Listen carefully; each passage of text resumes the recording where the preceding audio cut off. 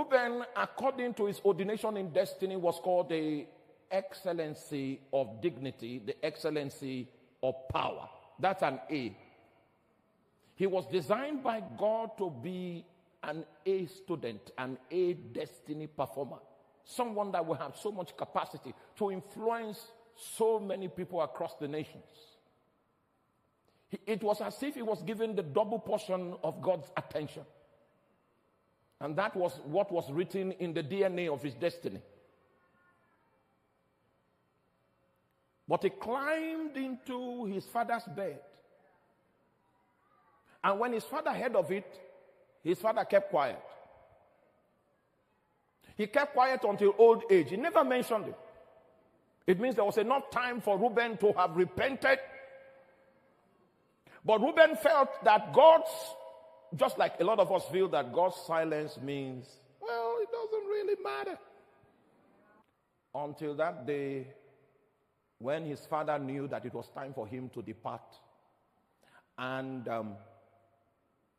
he was in custody of the covenant of his ancestors. And the way the power of the covenant that he was carrying was transmitted from one generation to the other was through spoken decrees. So the day of decrees came, and Reuben did not make his sin. He did not make up for his sin.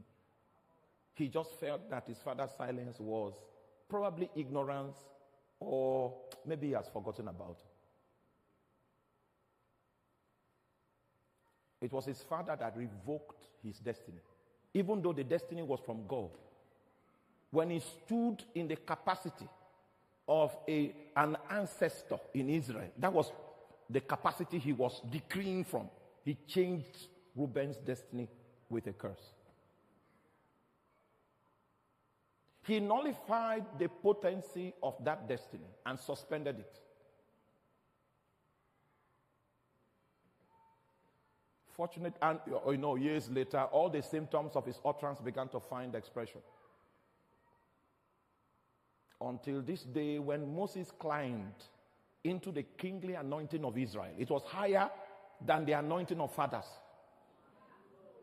The first thing he did was to respond to Reuben. He said, let Reuben what? Live.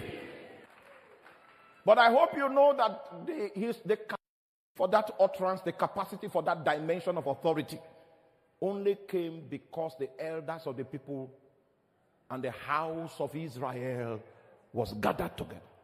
Exactly? Okay, so there was somewhat of a general assembly that was in place that provided the platform for Moses to function in a capacity he doesn't function in on a normal day.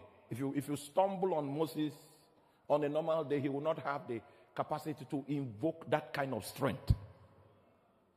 It means that the kingly anointing that Moses wielded, for which he was called the king in Jeshurun, was a corporate anointing.